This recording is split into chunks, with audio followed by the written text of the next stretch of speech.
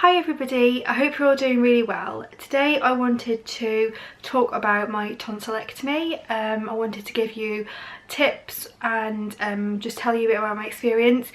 I decided to make this video because when I was doing research before I had my tonsillectomy, I didn't really find much information about it on YouTube, and I thought it would be good to have a chatty video where I could tell you guys what I've experienced, and if it helps someone that's about to go through this procedure, then that's brilliant as well. So yeah, I have some notes on my phone and I am going to go through them now to tell you a bit about the tonsillectomy. So a bit of background: I didn't really suffer from tonsillitis when I was younger. It was mainly probably towards the end of my teens and then beginning in the my early 20s. I used to get it quite a lot, but I hadn't hit the criteria that the NHS have for removing your tonsils, which is a certain amount of time, a certain amount of incidences of having tonsillitis over a certain period of time. So whether it's over 1 year, 3 or 5 years, they don't really like taking your tonsils out because when you're an adult it's quite risky as an operation, so they don't really like to do it unless they really have to. I ended up being referred for my tonsillectomy appointment last year after I started to get tonsillitis every few weeks. It just wouldn't go away, it would keep coming back. And I went to see my consultant, which was Peter Decker, on the 26th of January this year, and straight away I was told that I was having them out. He looked in my mouth, said that my tonsils were quite pitted, so they kind of look like the moon, little craters and stuff on them. So he said they weren't in very good shape, and probably that's why I was getting so much infection. And he at that point told me that what I experienced was chronic tonsillitis, and once you get to that stage you can't really go back from it. So the best thing to do was to remove them, which was fine. I then had my pre-op on the 7th of March, and after a lot of chasing I got my date for my operation, which was on the 22nd of May. So I am day 21 today of my post-op recovery, so I feel like I'm in a good position now to tell you everything that I experienced as I go along. I was actually really lucky enough to I didn't meet them, talk to somebody over Twitter, and we now WhatsApp as well, who was going through it at the exact same time as me. She had her operation 2 days before me, and we managed to chat about things, and she asked me how she was feeling, and we could just understand each other, because when my friends have had it, the ones that have had it done, they've had it when they were like quite young, so they can't really remember it, they can't really remember what they went through, and it's different for a child to an adult. So it was nice to have that person there to talk to, and obviously I still talk to her now, so it was just nice to have that as I was going along. So I'm going to begin with sort of the tips that I've got, and they're just based on what happened to me, because before I had my operation I did quite a lot of research into the operation itself, how they were removed, the different ways you could remove them. I actually watched a video of them removing someone's tonsils, which was a bit gross, but I wanted to see how they were done. I was just curious more than anything, and it wasn't going to stop me getting them removed because I wasn't going to be awake when they removed them anyway, so it didn't really bother me.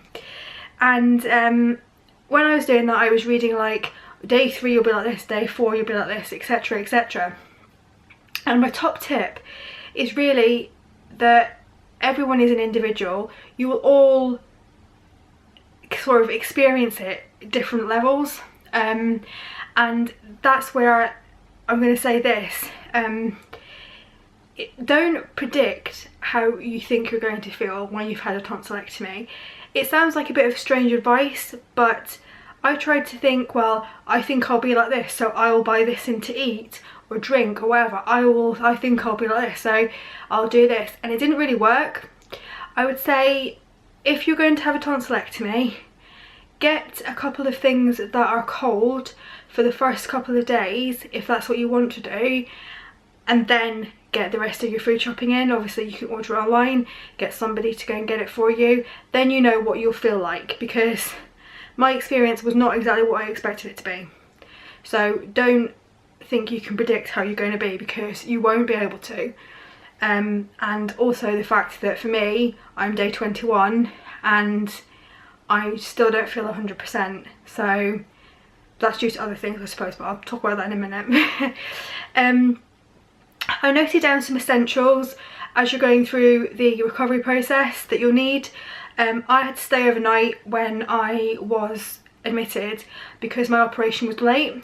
It was the last operation of the day and it was about 5 o'clock, which I didn't think they did operations that late in the day, but apparently they do. So I had my operation quite late, which meant that I had to stay in, and I did what they said in the letter that they gave me and took my overnight stuff in and a book to read, and I'm really glad that I did now because I wasn't going to. I didn't take my phone, so nobody really knew I was in overnight apart from my parents and my boyfriend.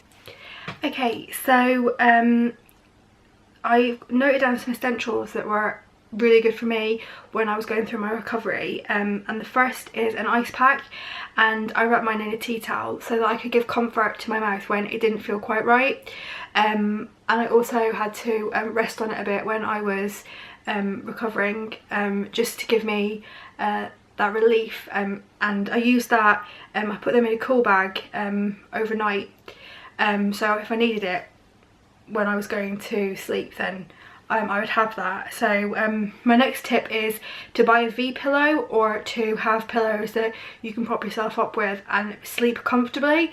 A V pillow is just one of those neck pillows that just looks like an upside down V, and mine was really great because I'm going to tell you now that it's very difficult when you're first recovering to sleep normally. Like, you can't really sleep lying down because you get a lot of saliva in your mouth. Well, I did anyway. I think everyone does that. Everyone says you need something to prop yourself up with. So I got my V pillow. I've had my V pillow for years, but you can buy one from Argos or various other stores for about £10. They're quite inexpensive, but they'll really aid to your sleeping when you're recovering. I've also put down here that make sure you drink a lot, especially to have a drink with you when you go to bed. When I went to bed, my mum would sort of put a drink of milk or a drink of water, depending on what I wanted, and my ice pack's in an ice pack tray, and then I would have that for when I went to bed, so that if I woke up during the night I've got that comfort there and I don't have to worry about it. And I also was advised by my doctor to have Difflam, which is a sort of rinse for your mouth. I got the oral rinse rather than the spray because I thought that would be sort of less painful, and it really helped. And when I woke up during the night and I felt really sore, it really helped ease that so I could get back to sleep okay. So obviously just make sure you're hydrated. That's number one thing. You don't necessarily have to eat if you don't feel like it, but make sure you're hydrated. When I was in the hospital, I got given antibiotics to make sure I didn't get an infection, and I also got given some painkillers.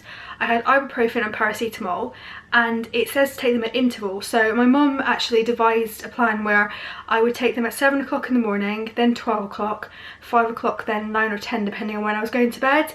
And this really worked because you had it spread throughout the day, so you were never like not having the pain control. And with that, the one thing I will say is that I got indigestion really badly, and you really need to make sure you eat before you go to bed if you're going to have ibuprofen and paracetamol, because that's what I didn't do and I didn't realise you had to. So yeah, that was recommended to me as well. I would say that once you've planned all that out, make sure you're taking them, don't forget to take them. And just make sure you're keeping a record of how many you've taken. And the other thing that kind of links in with that is if you don't feel that anything's quite right, then go and see your doctor. I actually saw my doctor twice over the recovery period, which I'm still in technically. Once because I was running out of my tablets and I was concerned that the ibuprofen and paracetamol weren't actually doing the job, and I was still quite uncomfortable and I had to rely on my ice pack quite a lot. And they prescribed me cocodamol, which was really good, and that's what I was using until I stopped taking painkillers. But yeah, very good, and just make sure that they're aware of your situation and that they know how you're feeling. And the other thing was that I went back the second time because I still had this ear pain. I read a lot about the operation, as I said, and people said that you could get ear pain and stuff like that, and that's perfectly normal. But because I was having it so frequently, I was a bit concerned, and my doctor actually told me that I had an ear infection and I had sort of inflamed tissue on the site of where they operated on. So I was on another dose of antibiotics, which has meant that I've had to take 3 weeks off work for it because I wasn't ready to go back this week. There's no way I could have gone back. I would say that you need to have somebody with you when you're recovering. I'm not necessarily saying that you need someone with you for 3 weeks, but I was lucky enough to have my mum for 2 weeks, and she was a great help to me, and I couldn't have done it without her because she was there. She was my nurse. She made sure that I was okay, that I had everything I needed, and that I was, you know, that I was settled, which is another thing. When I was recovering, I would sit on my sofa, I had my little blanket, I watched Harry Potter box sets, I watched reruns of Friends and everything that I could think of. And yeah, I would highly recommend just stacking your DVDs up, stacking your TV shows that you want to watch up, and then watching them when you recover, because you will need to rest. I wasn't really resting in bed. I'm not one to stay in bed in general, so I didn't particularly want to do that. But what I did want to do was stay in I didn't want to stay in bed, but what I did want to do was stay on the sofa and relax. So that's what I did do. Okay, so going on to how it was for me. I was in the hospital, as I said, overnight. I had my operation. I hadn't ate since 7 o'clock this morning because that's what I was told to do. I came around from general anaesthetic having never had it before, and I was absolutely fine. In all honesty, the thing I didn't like was the oxygen masks, because ironically I didn't feel like I could breathe with them on. I didn't like it. It wasn't very nice for me anyway. I didn't enjoy it. So I woke up and I was talking to the nurses and I asked for something to eat and drink. My mum and my boyfriend came to visit me, and I was sat up and all I wanted was a drink. So I had some squash, I had some water, I had a cup of tea in the end. I think I had 3 lots of toast in the end that night. The next day, after not sleeping very well due to the fact that I had a cannula in my hand, and it was in my hand like this, but every time I rolled over it would go like that, and I would drown myself with it. And also they do observations to make sure you're okay throughout the night, and they were doing more observations on 2 particular patients, and that's all I could hear, so I didn't sleep very well that night. But the next day I had Weetabix and I had toast, and I came home about 10 o'clock the next day. I had food, I was fine. As far as I remember, I was fine for, I would say, the first 5 days. It was getting sort of like a bit more uncomfortable to eat as the time went on. But what happens when you have a tonsillectomy, I looked at my mouth because it didn't really feel like anything had happened, and it was just pink. But soon it started to go white, and that was just my throat healing. And then when it goes white, they form scabs, but it's not like a typical scab that's quite hard. It looks, well to me anyway, quite soft, and it didn't feel hard on my throat. So those scabs stay on there, and they made it, I was fine eating with them. It was when they started to fall off during, I think it was the 7th and 8th day of my recovery that I just couldn't eat properly. I actually ordered a Chinese from my mum and myself. I couldn't eat it. I had a diet of crisps, ham, milk and some sweets, because they're the only things that would go down properly, because I chewed them really well and I didn't feel them go down my throat, whereas I could chew anything else but I would still feel it go down my throat, and it was too uncomfortable. So I just had that diet for a few days, which was a bit strange. It was quite stingy, but obviously I had my ear infection at that time. I didn't know I had an ear infection, so it didn't help. But the only thing that I can tell you is during that recovery time, for me, it was never as bad as having tonsillitis all the time. It wasn't the same pain, I didn't have a fever. Because I did eat, I still kept my energy up, so I didn't feel exhausted. So that was good. So I was fine for the first 6-7 days. I then couldn't eat properly for, I would say, the next 4 or 5 days, and then come today is Friday the 12th, so last Thursday, which was the 4th, was the first time that I'd really eaten anything properly for a week.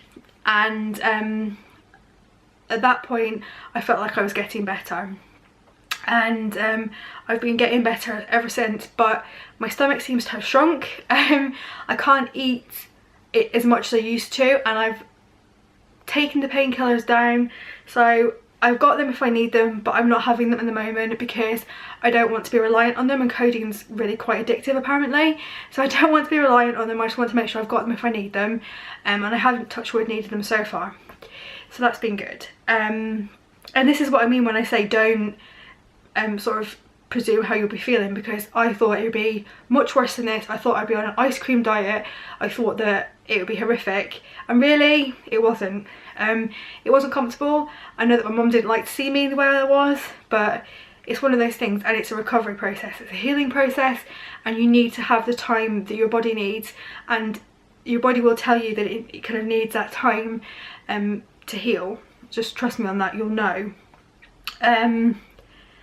I'm on week 3, I'm day 21, and I'm more or less back to eating normally, apart from it's just not as much as I normally can eat. I've lost 12 pounds overall since I had my operation. I weighed myself today. 12 pounds overall since I had my operation, and I don't know if that'll go back on. I don't think it should, but we'll see. I'm not going to give it any reason to, but yeah, I obviously it wasn't about weight loss, but when you have an operation you do lose weight. The other thing I'll say is don't be hard on yourself, because I was getting upset because I wasn't recovering at the speed that I wanted to.